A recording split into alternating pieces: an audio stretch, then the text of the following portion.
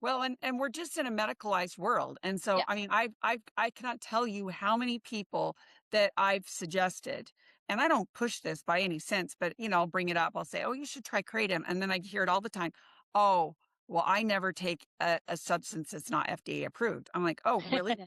You take your fish oil? Well, yeah, that's not FDA approved. It's FDA regulated. They make sure, but it's Yeah, not. good It's not a manufacturing processes and all that. Yeah. Exactly. It's Yeah. not. And so that's where people, but yet, like you And say, like let's go back to gabapentin.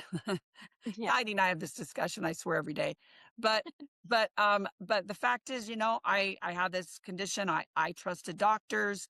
They pushed gabapentin on me right at the beginning, and they just, like Heidi said, just kept upping and upping the dose because my pain was not in control. And I ended up at the highest dose that they will prescribe, 3,600 milligrams, which is, I don't know, it's like a horse tranquilizer. Somehow it didn't affect me that way, but it did kill my memory, my short-term memory. And so it's really a problem. But yet, they'll in 2 minutes take a gabapentin prescription, not even Great. thinking that there's going to be long-term side effects with these medicines. But there is still a huge stigma for anything natural out there. People are fine to just put their hands out and have as many pills as they want. But when I was on opioids, I was having issues, and I That's was like, terrible. Yeah. what am I going to do? And they're like, oh, we have a prescription. Oh, by the way, it's a formulary drug, so you need to spend $90 a month to go to the bathroom. This is True Voice Unfiltered, the podcast where raw truth meets real transformation. I'm your host, Daria Anne, ghostwriter, content strategist, and holistic health warrior. No, I'm not a doctor, nurse, nutritionist, or any kind of medical professional, and this show does not dispense medical advice. I'm just an informed patient sharing what I've learned on my own healing journey. I also interview accomplished authors, speakers, entrepreneurs, and functional medicine practitioners who are transforming lives. If you're ready to break free from the sick care system, reclaim your health, and transform your life, you're in the right place. Let's get unfiltered. So, welcome to True Voice Unfiltered. I am really delighted about today's episode, because I'm doing something a little bit different. I have a panel here tonight, and we are going to talk about kratom, which I hope I'm saying correctly. A couple of weeks ago, I brought on Melody Woolf, who was a fabulous guest, to talk to us about chronic pain and how kratom, which is a natural plant, has relieved chronic pain. And we decided to put together a panel with Melody and some of her colleagues who have been sort of fighting the good fight and trying to keep kratom available to Americans. And we're going to talk about just how many Americans are dealing with chronic pain, because it's staggering how kratom helps and what these women are doing to really try to keep it legal so that people can access it. So I want to start, Melody, with you. Tell us your story again and what kratom has done for you, and we'll go from there. I'm a chronic pain patient. There are approximately 75 million of us in the United States. And so we need to have a full toolbox, not an empty one. And Kratom is one of those tools. And I happen to take it. I'm a 12-year daily consumer. I take it throughout the day. I have had severe pain for over 20 years now. And for 8 of those years, I was bedridden, needing a walker and wheelchair. My kids were young at the time. They were all in elementary school. So pretty much their whole time in elementary school and middle school, they had a bedridden mom. And my kids would even have to have fans up in their rooms at night so they would not hear mom crying at night so they could sleep because they in the morning. That's for the kid to grow up. I joined some Facebook pain groups, some fibromyalgia groups, and got some support there. And then somebody posted about kratom. So I started to research it when I was coherent enough because I was on up to 11 medications, including the highest fentanyl patch. And so I was able to research it and I talked it over with my doctor and he said heard some great things about it. So he told me to give it a whirl. So I did. And I've been taking it daily ever since. Now I'm still in pain. It doesn't take it away. It's around a daily 2 to 4 when it used to be an 8 to a 10. But in 2022, my daughter was 2 weeks from getting off maternity leave and their childcare closed down. And that was during COVID. So they asked me to move in with them for about a year, which I love to do. And I took care of my granddaughter for that year. And I took care of her this past summer, taking her to the zoo every week, to the same zoo where my kids had to push me around in a wheelchair, Wow. and my granddaughter. And I've been involved in advocacy since day one. Most recently, I participated in the HHS FDA joint press briefing where I was asked to speak about the benefits of kratom and to distinguish it from 7-OH, which is sometimes marketed as kratom and misunderstood to be, but it is not kratom. Wow, well, that's quite a testimonial, Melody. And we're going to talk more about those things too. So I also want to introduce Laura Romney. Laura, tell us your story, how you found Kratom, and how it has changed your life. Yeah, sure. And I do say it kratom. So it's Kratom. kratom, kratom, tomato, tomato, you know. So if I say kratom, don't get confused. It's the same thing. So, but yeah, I found kratom about 9 years ago, and I've been a daily consumer for 9 years. I have been chronically ill for the past 14 years. I have a condition called trigeminal neuralgia. So it's actually nicknamed the suicide disease. I have really bad facial nerve pain, which mine is very rare. It's on the top half of my face. So everything above my nose, I have this window of really severe pain, and it flares up and down. And I was really ill for a ton of years, went through the traditional routes of, all the medications and blocks and Botox and 5 different neurologists, and I ended up, having neurosurgery where they actually went into my brain and released a nerve, and to try to help the pain there. It helped a little bit, but not enough. I, continued to, try to find new things. I had a stimulator implanted in my face with a battery pack in my chest My goodness. to try to help the pain, which that failed, did not help. And so I was just kind of out of options. I was really confident that cannabis was going to be it because it was illegal in my state. I live in Utah. And so I became involved in trying to bring medical cannabis to Utah. And so that's where I learned a lot of my legislative tools and things that I learned how to do the process. I'm working to bring cannabis to Utah, which we were able to do that, which was amazing. But then unfortunately, it just didn't help my pain. It made me really anxious. It made my heart rate go up and made my face pain actually worse. And it just never helped. So I was kind of distraught. I just didn't have any options. I was in pain management, but they only had given me 2 opioids per day, which I know now I probably couldn't even get that. It is, just that only really gives you about 8 hours of pain control in the day where there's 24 hours. So I had to choose whether I would sleep at night or have pain control in the day. So it was brutal. And so then I had a friend who has my same condition that lives in Iowa. He actually reached out. He was an admin in a group that I helped with, and he said, yeah, you really need to try this kratom. And I thought, well, I've tried everything else. So I really didn't even have much faith in it. And so when I ordered it, I found a person who could help me kind of learn about it. I ordered it, and within the first dose, I was like, no way, this didn't really help. I Really? was like, there's just no way. So I didn't even tell my husband for the first week because I'd failed on so many things that I just didn't want to get anybody's hope up. So after 7 days, I was like, this is a miracle. I can't believe this is helping. And so anyway, long story short, I ended up getting fired from my pain management because I proudly revealed that I'd found kratom, and it was allowing me to cut way back down to 1 pill per day. And I thought I would be celebrated, but Mm. instead he said, well, you have to choose. You either choose kratom or you choose your oxycodone prescription. And so I walked out and I said, I will be choose. And he said, well, you'll be back. And I said, we'll see. And I do have a pain management. I will tell you that I go to a different one. He's very supportive of my use of this.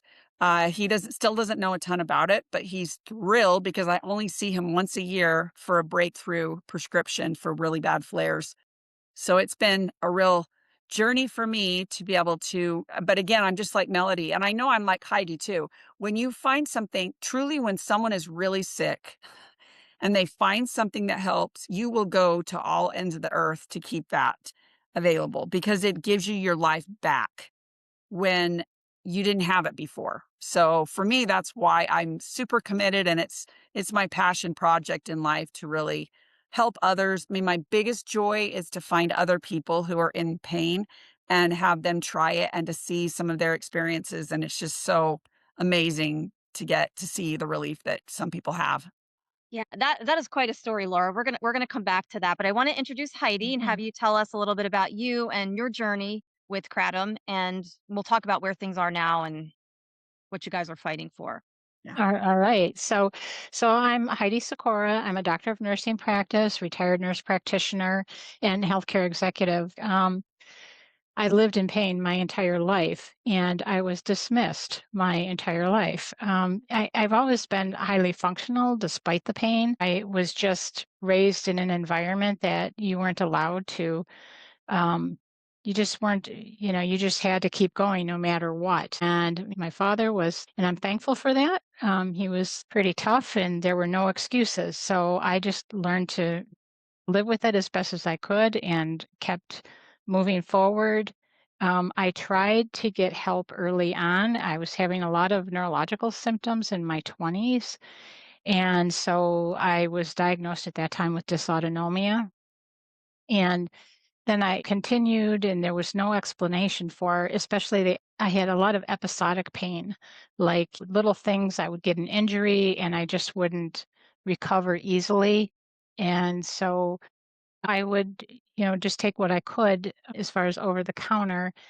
And I was never very tolerant for any kind of narcotic, no opioids would just make me non-functional. I continued my education, became an RN, and then got my master's and NP, and then I went on to my doctorate, and then I really started to have problems.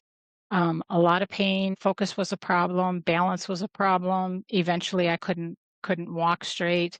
I had swallowing problems, and they finally discovered um, that I had a Chiari malformation. So that's basically when the bottom part, the cerebellum of your brain, is through the opening in your skull and it puts pressure against your spinal cord. Oh It's my. something I was born with. And so there was a reason I was always having problems. And so I had brain surgery in 2015, thinking that I would just hop right back up and go back to work. In 3 weeks, I went back to work and I struggled for another year and I had horrible pain, inability to stand for more than a few minutes, still had gait problems, etc. Even my neurosurgeon didn't believe me. He dismissed me. And so finally I had to have my husband come in. And my husband explained to him, "You don't understand. We don't have a life. She can't stand more than a few minutes. We can't go to any kind of functions and without her being in miserable pain." Well, he finally said, "Well, that sounds like a tethered cord." And so I went back for surgery Lovely.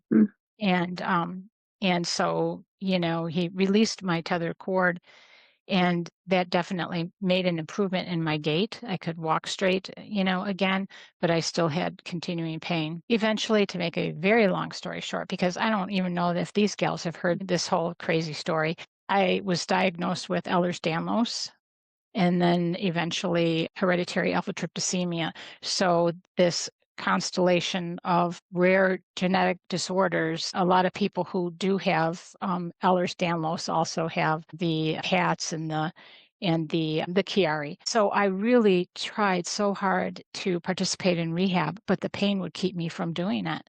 So I was getting more debilitated. And I can't even remember the year. A family member told me about Kratom and I had a very similar situation that Laura described. I tried a little bit just as a test to make sure I didn't react to it because I react to pretty much everything. And I did fine. And I upped it a little bit more, just to a half a teaspoon. And what a difference. I felt normal. I didn't I didn't have the side effects like I had with every other thing I tried that made me dizzy and, lightheaded, affected my gait. It was just a normal feeling, but less pain. And so with that, I was able to start exercising and strengthening. And it took me several years of using it regularly to really strengthen and be able to be where I am today. And I should tell you that because I'm in Wisconsin where it's a Schedule 1, I would go down to Illinois and take it half the week and get strengthened, and then I'd come back to Wisconsin and I would decline for a few days, and then I'd go back and, eventually I was able to get myself a whole lot better. So now I help as much as I can other people to maintain the access um, and also help with regulation to make sure we have safe products out there. Yeah. Wow, you all have such amazing stories. Let me ask you, Heidi, though, since you mentioned it. So, what's a Schedule 1? Let's explain for anybody listening who doesn't understand what these schedules are. What does that mean when you say Schedule 1?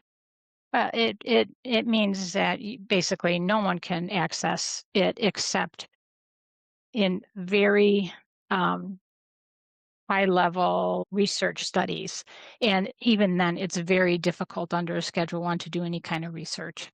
So it really limits the amount of research that can be done, and the penalties are very high for a Schedule 1. It's a felony. Oh my Um, gosh. and so Crazy. basically they treat it just like heroin or synthetic fentanyl. It would be in the same schedule as that. And yeah, it's a natural plant that is Right. non-intoxicating. Well, and one thing I'll add to there is there are 7 banned states, and there have been a couple of individuals I can think in particular. A gentleman was in Arkansas and, had crossed state lines and was pulled over with 300 grams in his car, which in the normal situation, like with mine, it would probably be about maybe a month's worth or less than that of kratom, and he was, put in prison for 15 years. 15 And years. he actually died 10 months later in prison Oh, under suspicious things. So their family's going through lawsuits right now. And there's another gal as well.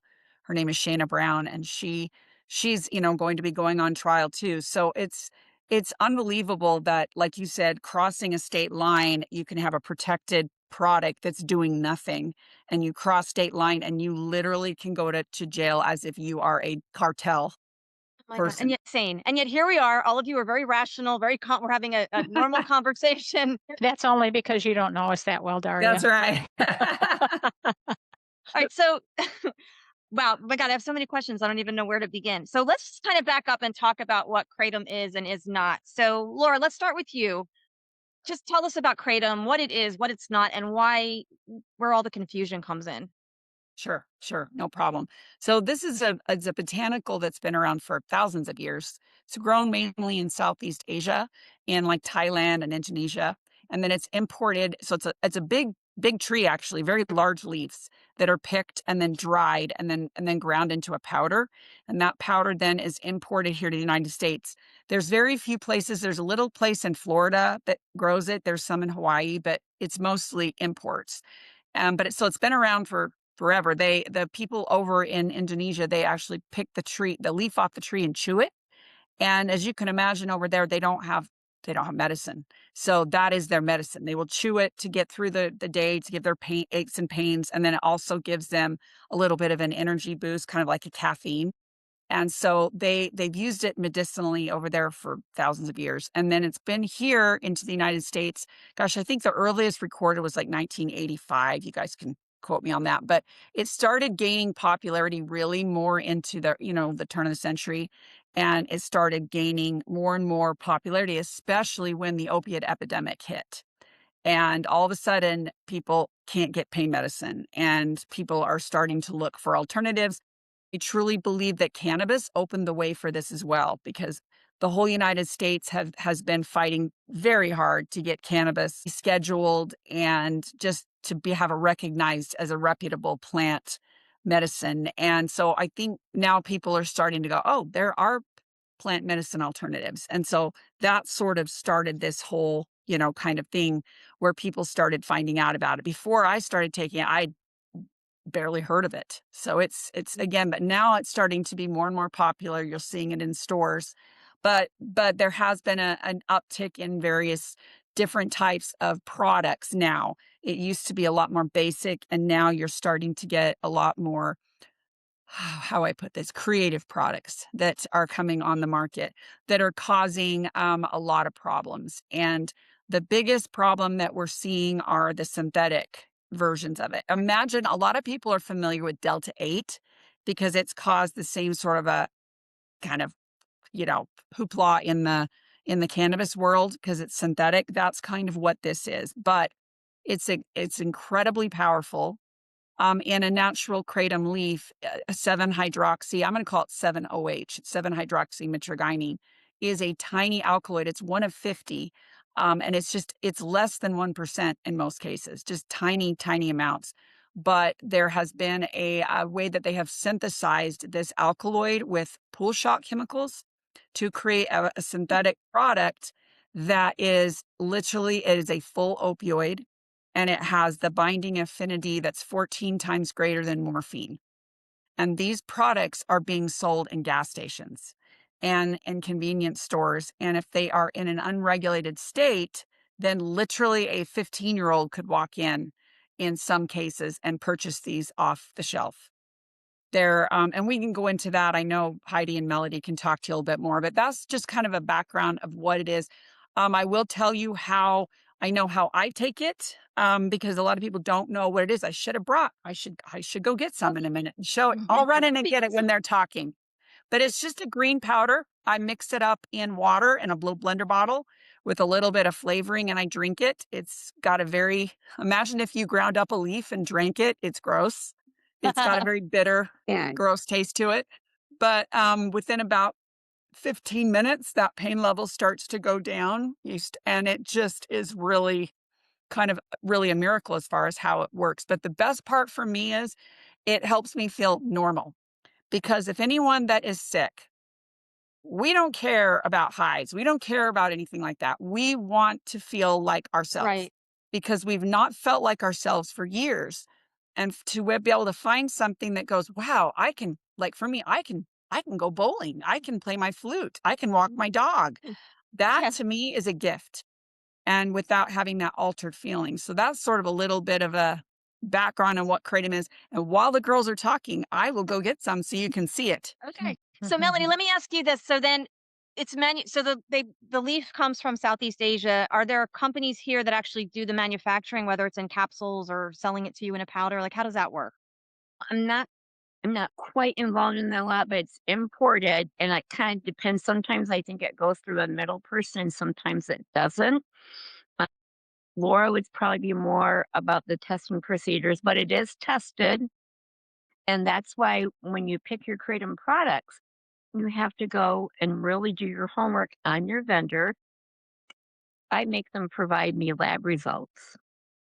And then Yeah. I check the lab to make sure it's not some fly by night lab that will print out anything you want it to print out. And that's why we need the KCPA. So what we know that it's tested for heavy metals and any contaminants. And what's on the label is what's in the bottle. That that's precisely need to have the Kratom Consumer Protection Act passed, and that gets rid of the dangerous 7-OH. Now, there, like Laura said, there's a tiny amount, and that would still be allowed in the KCPA, but anything over that 2% mark, the KCPA bans. Right. So we really need to have those products tested, and we need to get 7-OH off the shelves immediately. Yeah. So basically, Daria, the 7-OH that they're referring to, Laura talked about there's more than 50 alkaloids in the plant, and alkaloids are just nitrogen containing molecules that are what is active, and it actually leads to the results that we feel. It's very broad spectrum. It really hits the mu opioid receptors, but partially. So it just touches it. It's not like a full classical opioid that binds to it tightly. Laura talked about, the 7-OH binding tightly, the high affinity for it. So that's acting very similar to just the classical opioids. The wonderful thing about the whole plant is that it touches, the mu opioid.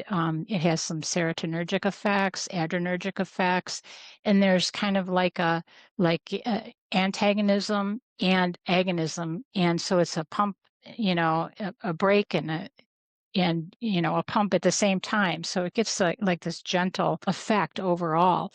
And so that's why it's not intoxicating and you don't feel it like like a pharmaceutical, that you feel that strength of it.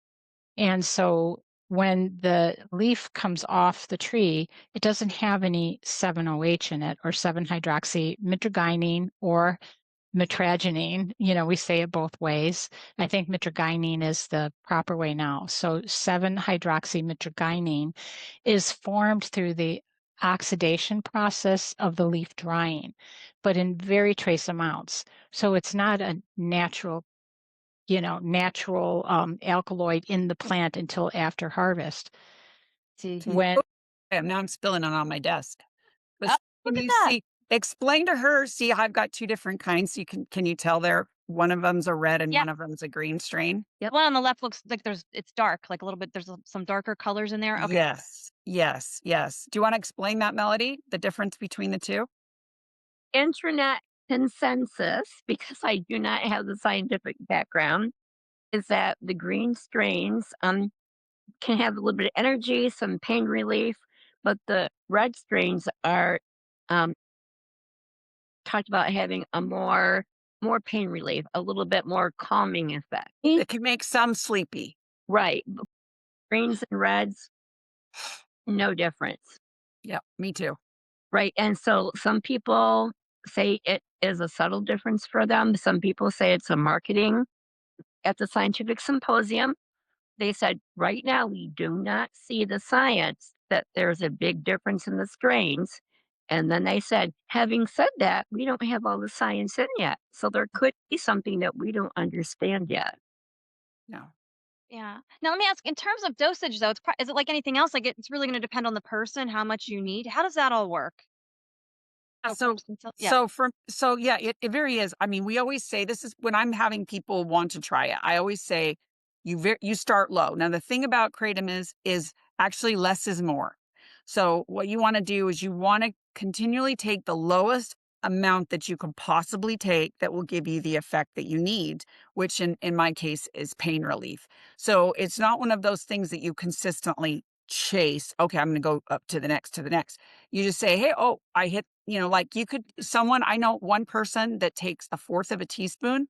That's all they need because their Mhm. system does that. Another person could say, no, I really need to take at least a teaspoon and that, which is about 2.5 grams, or it doesn't do anything. Some people for instance, some people say I take my dose morning, noon, and night. And then other people like me, I almost do more of like a microdose throughout the day to keep it more stable in my system versus I get the crashes. And so everybody's kind of different.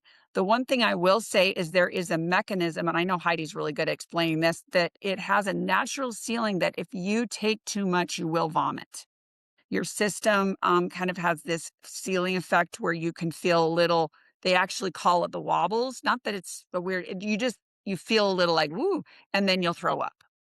But I've never, ever had that happen to me, nor do I ever push the dose that way. But that is one, positive thing actually that helps rid that body if you're like, no, I can't take too much of this. So I'm sure you guys can talk about how you guys take it and some other things you've heard. Uh, Heidi, why don't you and speak to that person and Melody will have. Okay. Well, I mean, of course, I always encourage people to use the minimal dose, minimal duration. So if you don't need it, don't Yep. take it. And that's kind of where I'm at now because I'm kind of in a good pain place. So I'm not needing it right now. And, um, but, um, but as far as, starting low, going slow, and then finding that serving size that works well, at least from my experience and from the people that I've talked to, there isn't a problem with tolerance like there is with pharmaceuticals, Yeah. or opioids, especially something like gabapentin, where tolerance is a real issue, and you have to keep taking escalating doses. I don't see that with Kratom users. So, and then, the safety mechanism I think is really important.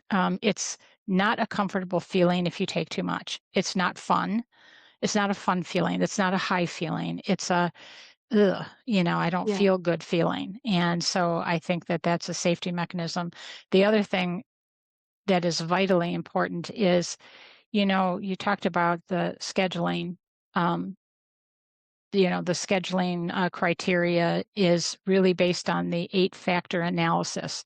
And so it's a scientific process where they look at 8 factors to determine the safety and the addiction liability of a substance and, other factors. And so the reason that Kratom was not scheduled is because it does not meet the criteria for scheduling. So many of the states that, they Mhm. put in a bill and they say, well, we're going to schedule it. And it's like the federal government has already done that. They did it twice. The World Health Organization agreed with the findings of the 8-factor analysis that it does not meet the criteria for scheduling. It has a low addiction liability, and it doesn't lead to respiratory depression like opioids do. And that is really a primary safety factor. And so when somebody is using it for harm reduction, and instead of going, to drink their alcohol that they have a problem with and they're going to drink too much, maybe pass out and aspirate, or they're going to, take fentanyl that is going to stop their breathing. If they choose kratom instead, and if it's accessible to them, that's life-saving because the kratom alone does not lead to that respiratory depression. And there's even a recent study that shows it actually has a respiratory benefit. So that I think that's super important. Absolutely. And I'm sure it probably doesn't bother the liver either. I was just thinking like a lot of these pharmaceuticals affect other organs like the liver where everything gets processed. Mhm. So it seems like It, kratom is pretty safe in that regard. well, it's a good point. It does metabolize through the liver. 50% of drugs do Right. metabolize through the liver and other substances as well, like grapefruit juice. You don't want Right. to take grapefruit juice, with kratom or other medications, Tylenol, et cetera. But I think because of that broad spectrum of alkaloids, you're not hitting the liver real hard with one substance.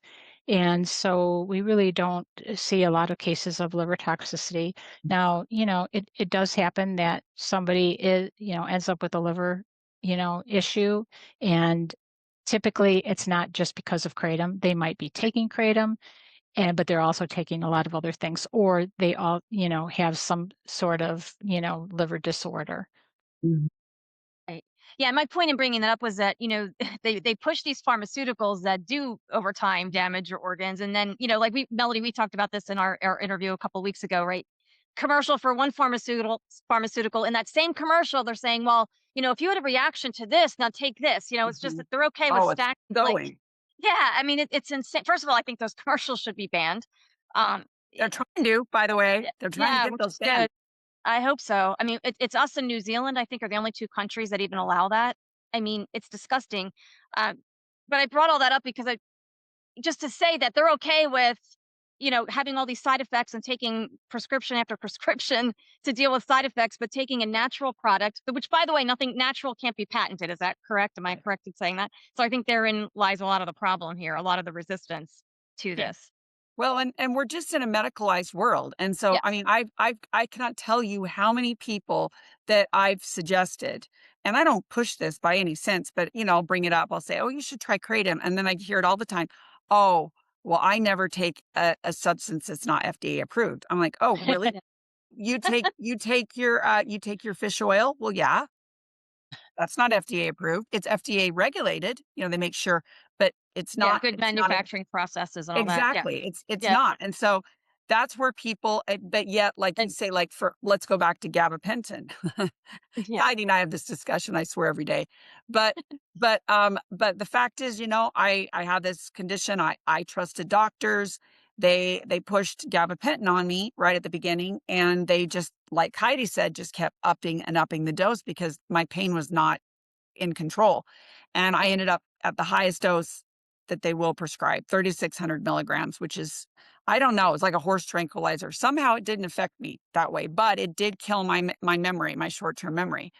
And so it's really a problem. But yet, they'll in 2 minutes take a gabapentin prescription, not even Right. thinking that there's going to be long-term side effects with these medicines. But there is still a huge stigma for anything natural out there. People are fine to just put their hands out and have as many pills as they want. But let's talk about, I mean, even down to, I was telling my hairdresser the other day, I know, talk about constipation here, but when I was on opioids, I was having issues, and I That's was like, terrible.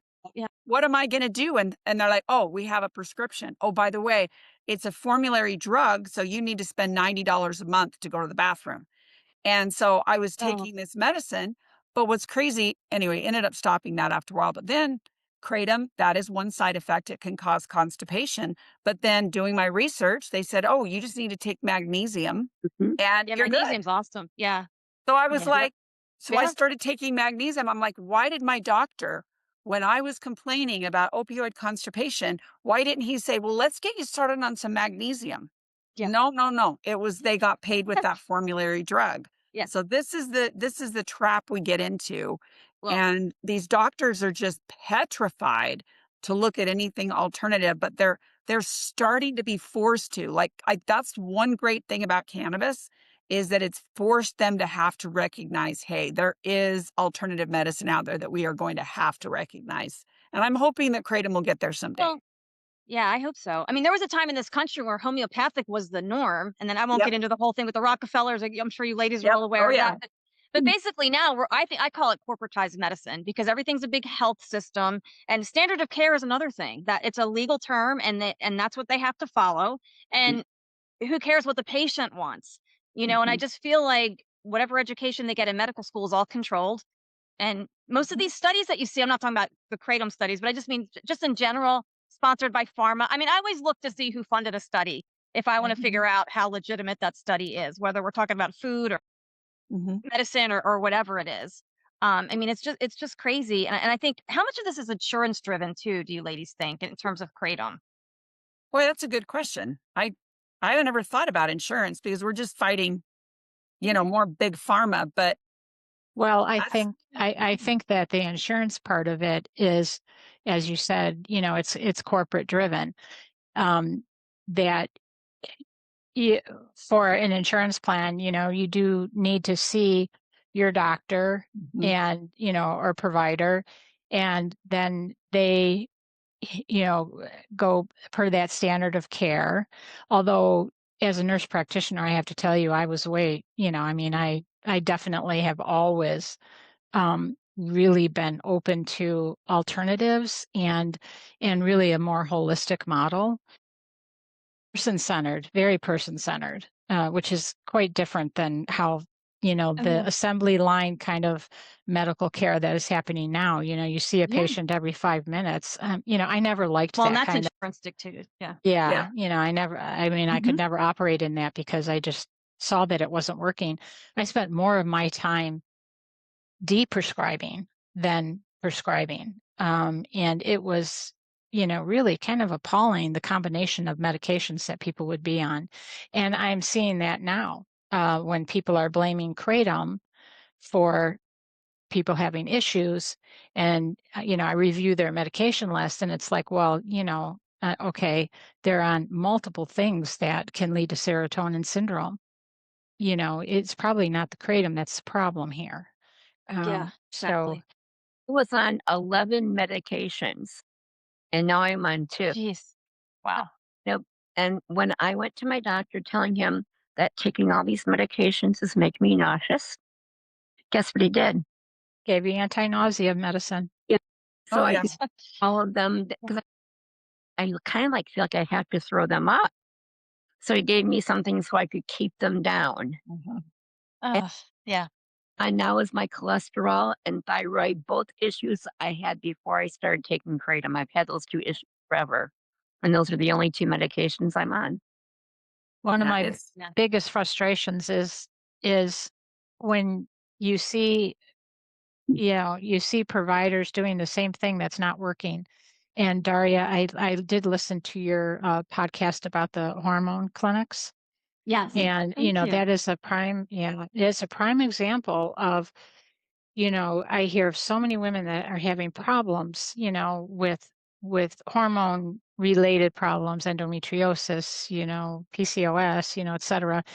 And, you know, the medical community keeps doing the same thing. They keep Mhm. putting them on birth control pills. Oh, It's just not, mhm. oh, yeah. not working for them.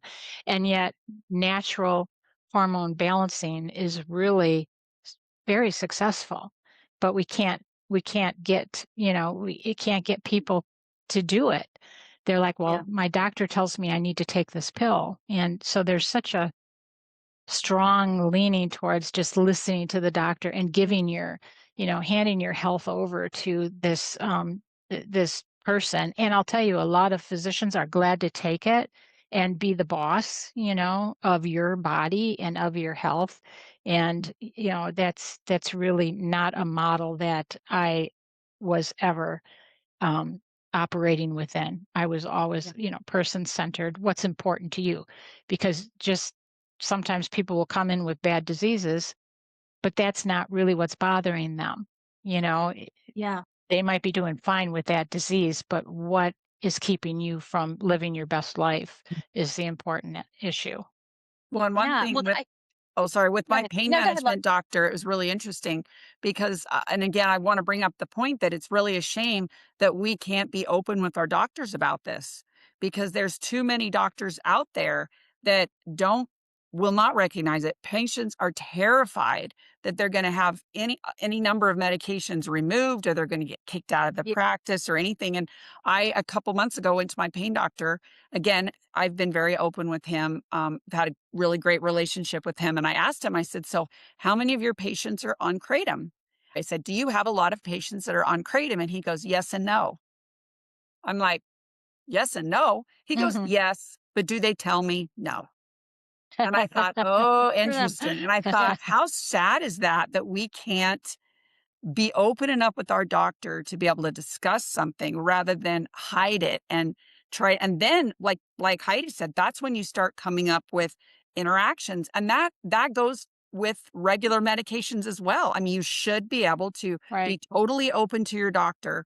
And but sadly we're not in that position right now with in a lot of ways.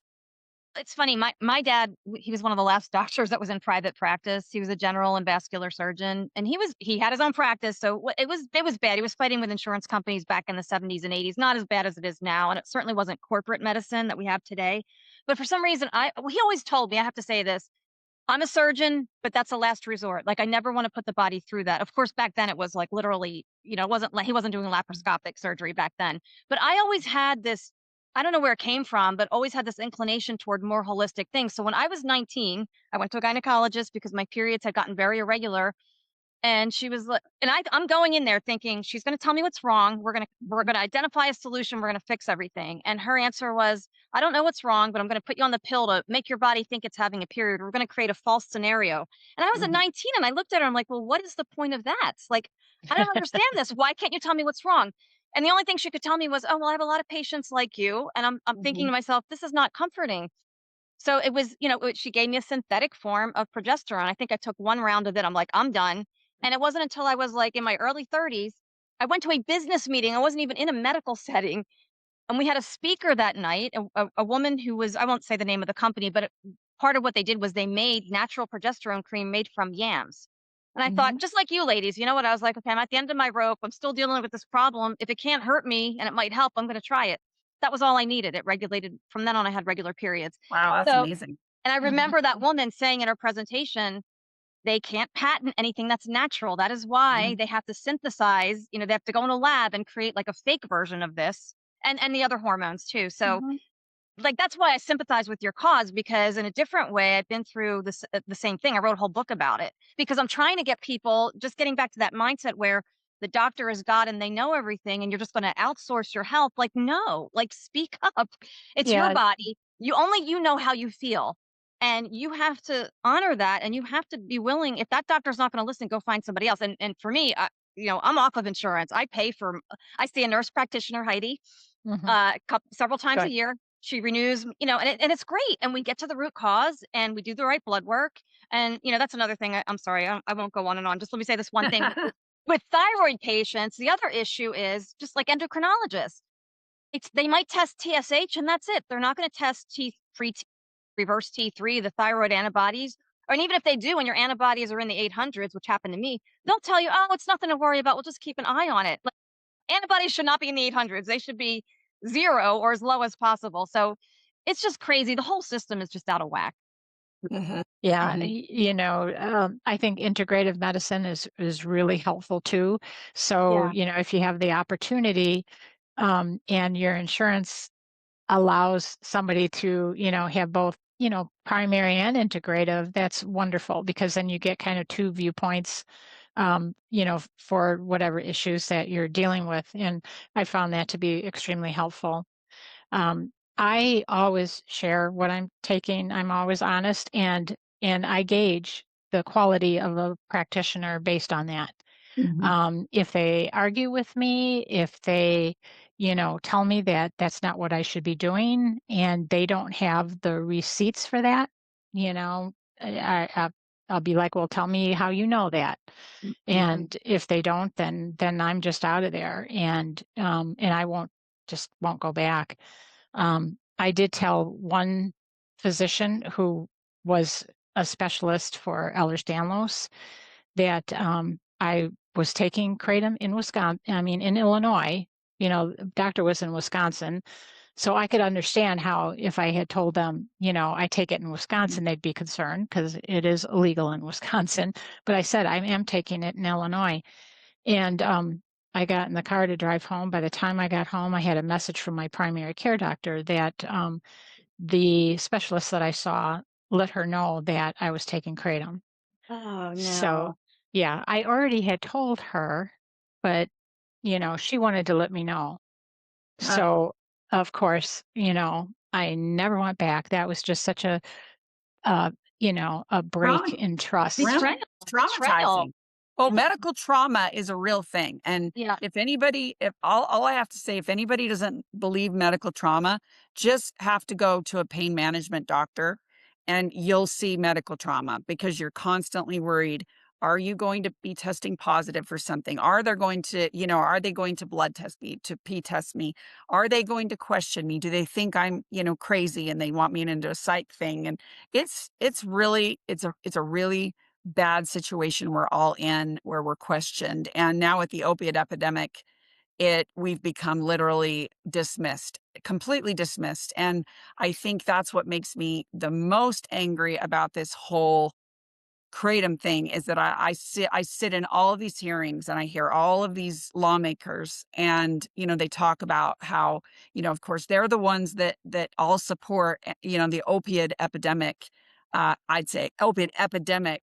Nobody needs pain medicine. And then yet they go, Yeah. well, we're just going to take away all alternatives. We're gonna get rid of cannabis and we don't want kratom because we don't want any of this. And then you say, well, what are people supposed to do? And they're like, well, that's not my problem Yeah. until they go get a mastectomy and they say, well, you only get Tylenol.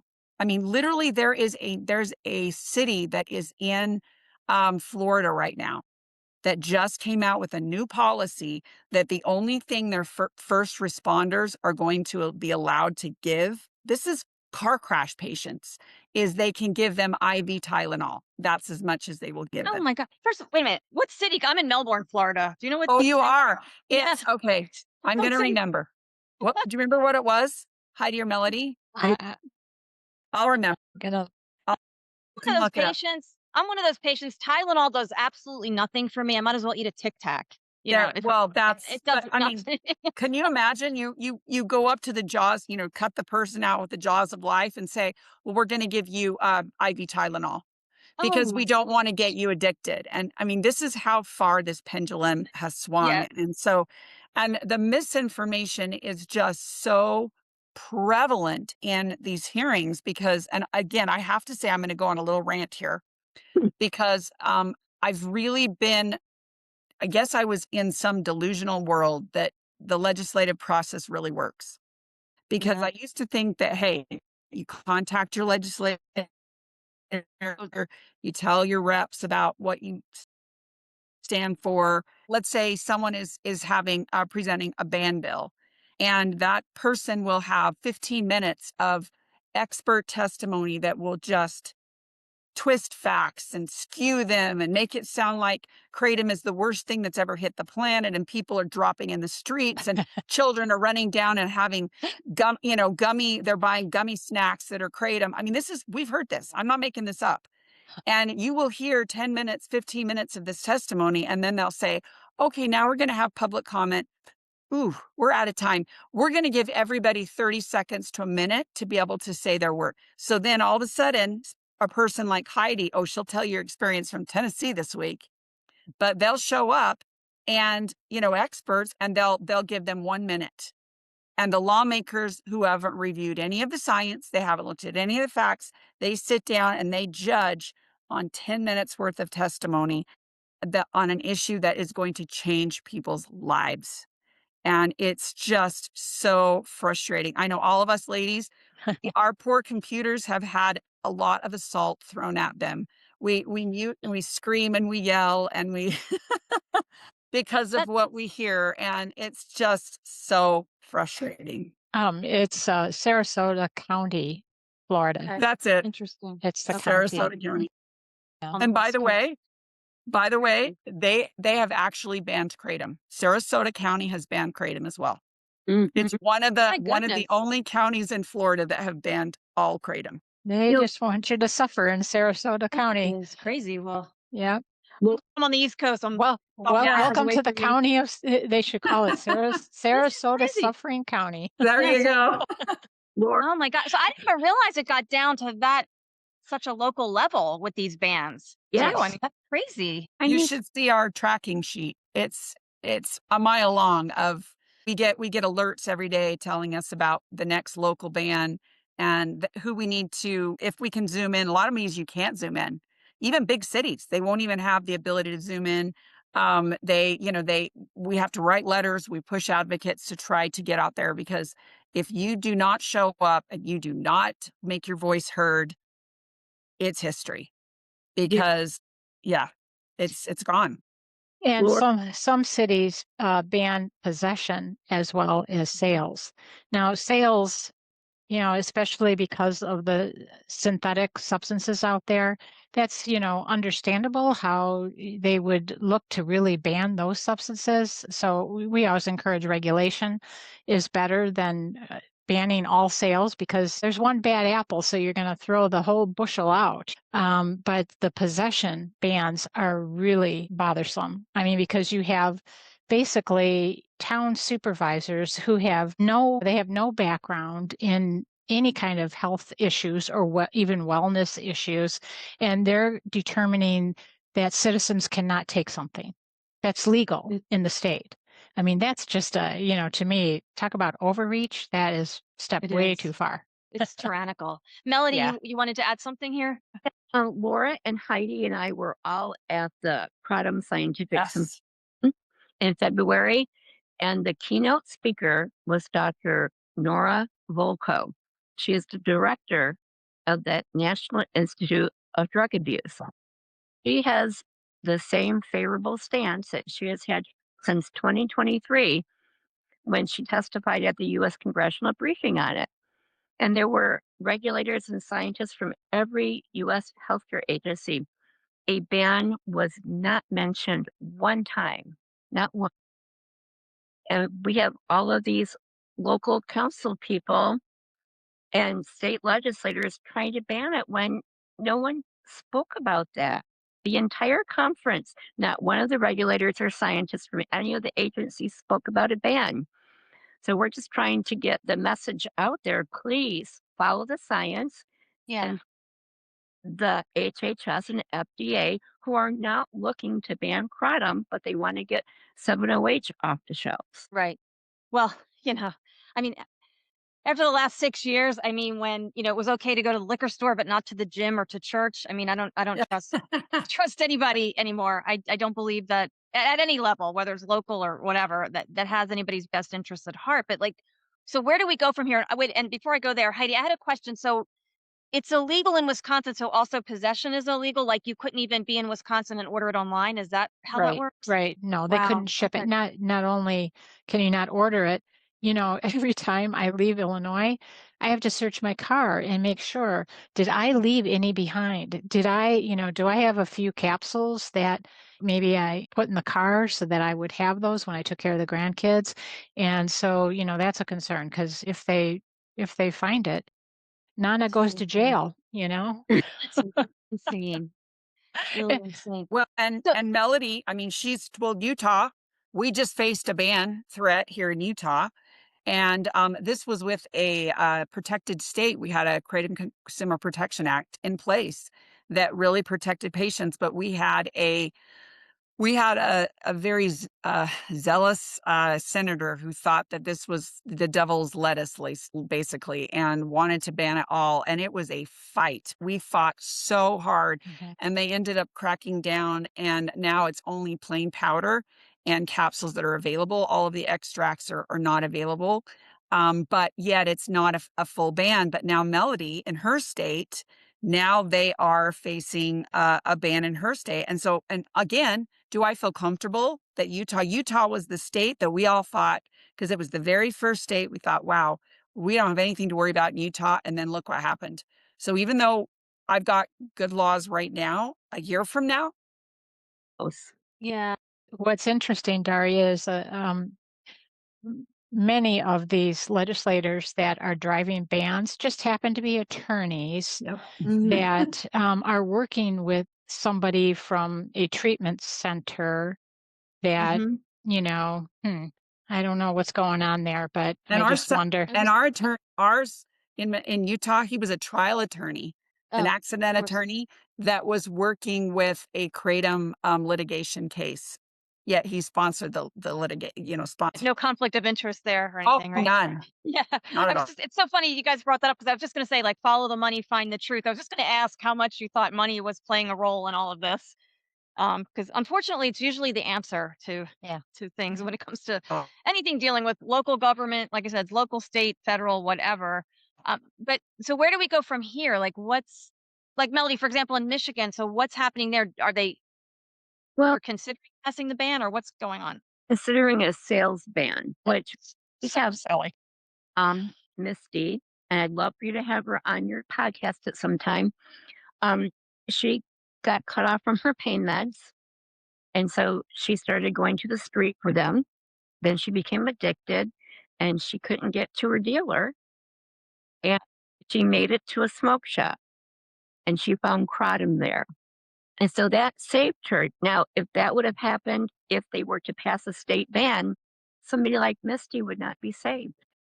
And you cannot save a dead addict. And a sales ban just leads to this, it just adds to the stigma, and it just adds to us getting real regulation that can keep people healthy and safe at the same time. And we just So a sales ban prevent you from ordering it online also? know you just but in the state you can't grow it, which we couldn't grow it in Michigan, and even if we wanted to because of the climate here, um, Right. Too cold, right? Yeah. or buy it retail. So then what happens is you push it into so you can get it in Michigan, but you can't buy it. Well, that means you're going to either have to order it online or buy it illegally. And so now the black market makes no sense. No, it doesn't. For a safe product that is making people feel better who've been dealing with chronic pain. I mean, it's just infuriating. Oh, wait. Well, Well, we had a hearing 2 weeks or some. It was a Massachusetts hearing, and we heard the board. We did our comments, and then the board, of course, talks among themselves. They never let you chat after you've done your comments. And the one lady said, "Oh, well, I hear all these stories of people that have chronic pain and that need it. And she goes, well, I empathize then because I have chronic pain too. And she goes, not that I would use kratom or anything. And she giggles, and all of the board members laugh their head off as if it's like this joke that we're actually using kratom to control our pain. And you can't believe it. Yeah. For anybody listening out there, you have a 1 in 6 chance of becoming a chronic pain patient. So think of all the people that you know, someone is already suffering in pain, Yeah. and you have 6 chance. So keep kratom legal for yourself or your family at some point. And Yeah. also disorder. It's helping many people with that. And how many Americans have that issue? A lot. You- Yeah. Pain and substance use disorder. Kratom might not be for everybody, but it certainly belongs inside the toolbox, not outside it. Well, we certainly have the right to try, the right to try things that could be helpful. Well, when you think about it, all the people that have died because of opioid overdoses, they die because of respiratory failure. It stops their breathing. So, what if we had something that would help with pain that didn't have that risk of respiratory depression? Well, Wow, we do. miracle. We do. And instead of embracing that and celebrating that, We're fighting for it. we're fighting. We're fighting like crazy to keep it legal. And it's just really it's insane. Yeah, it really is. And so these battles are being fought in all 50 states then, or is Yeah. that's really where Mhm. so Some anyways, states are more yeah, some go ahead. states are more active than others. But yeah, if you don't think it's going to affect your state, you're very wrong. Now, is there a resource, ladies, that somebody can go to find out if it's legal in their state, where it's banned? Like, is there a website or there's some other places they can go to get more information? It's a good question. The hard thing is it depends on where you are. The climate is changing so quickly. Like Mm. for instance, you don't want to live in Illinois with Heidi, because every week there's so many cities that have passed their own laws, and so that's a really difficult one. But there are some states like again, I'm making an assumption here, maybe I'm not 100% right, but maybe something like Idaho, that I don't believe at this point there is any. Now they're trying to have a ban in the state, but there's not any particular bans in the city. I know we're working on one right now in Idaho that they're trying to. But so it depends on the state. So it is a Okay, little great. tricky. I know the American Kratom Association tries to track that. Yeah, I was going to say American Kratom Association has a website that it has a map of the states, and Global Kratom Coalition is another site that Mhm. also has some tracking. And so I would say that those are probably two of the best Yeah. resources out there to. Yep, for sure, for sure. And you can, and again, I'll put my email out there. You're more than welcome to contact me. Anybody watching this, I would love them to be able to, if they want to reach out. Number one, more information about it. We're here for you. We'd love to help you. I know any of us three ladies would help you in 2 minutes. Number two, if you are taking kratom, then we would love to have your help in advocacy, just because there is such a need on a local and a state level. And we are collecting names and emails of people all over the United States, so that if all of a sudden tomorrow I get alert that says, oh, we have a ban hitting in Des Moines, Iowa, I can contact the Iowa people, and we can push emails out. So we're building those lists right now. And then, it's just, again, anything you have that comes up that you have questions, we can loop you into either the American Kratom Association or the Global Kratom Coalition for additional answers. But yes, please. So my email is Laura, Lora, at plantsandherbals.org. So Laura at plantsandherbals.org. So feel free to email me, and I can certainly give you any resources that you need. And please Excellent. page for all of the science. I Yes. science there every single week. So if you're curious about it, want to know about the science, just check my LinkedIn page. I was gonna say, she is the Yes. star with LinkedIn. She is. You need to follow her. She's got the best posts. She's so good Oh at yeah. that. Yep. And I'm going to put all the links in the show description too, so people can find it easily. Okay. Heidi, do you want to add anything?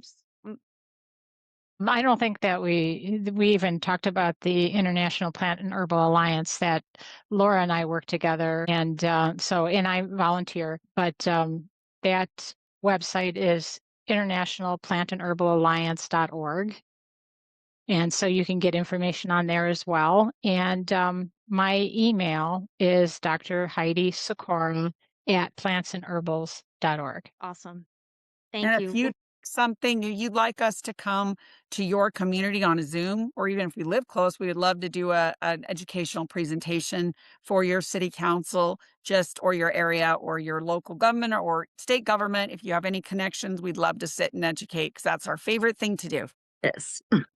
That's wonderful. Well, ladies, I am so glad that we did this. Thank you so much for joining me. Is there anything else that maybe we didn't talk about before we end this interview? Anything else you want to share? Have Misty on.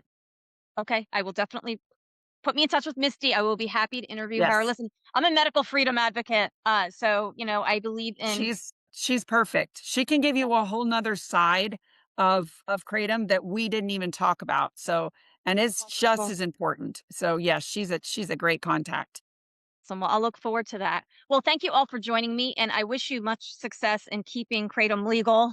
And I mean, so grateful that you all found a solution. I mean, you all look wonderful, and just hearing your stories are very inspiring. And I just love people who just keep searching until they find the right answer. And let's just hope that we can all keep this legal for everyone who needs it. Thank you so Thank you, much. Daria. Thank you. Have a good evening.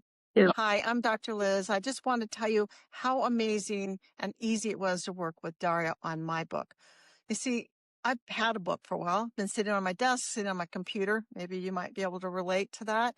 And I didn't know what to do, how to take it to the next step, how to make it look polished and edited and easy and useful for my readers. Met with Daria. We had some great conversations. She learned my voice, my goal, my style, and she was able to edit and give me feedback on how to make my message clearer, more focused, polished, and it worked.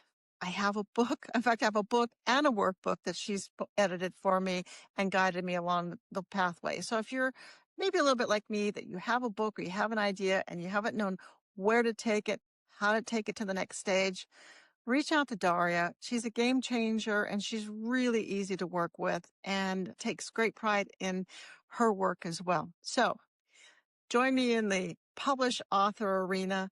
Reach out to Daria. I'm Dr. Liz.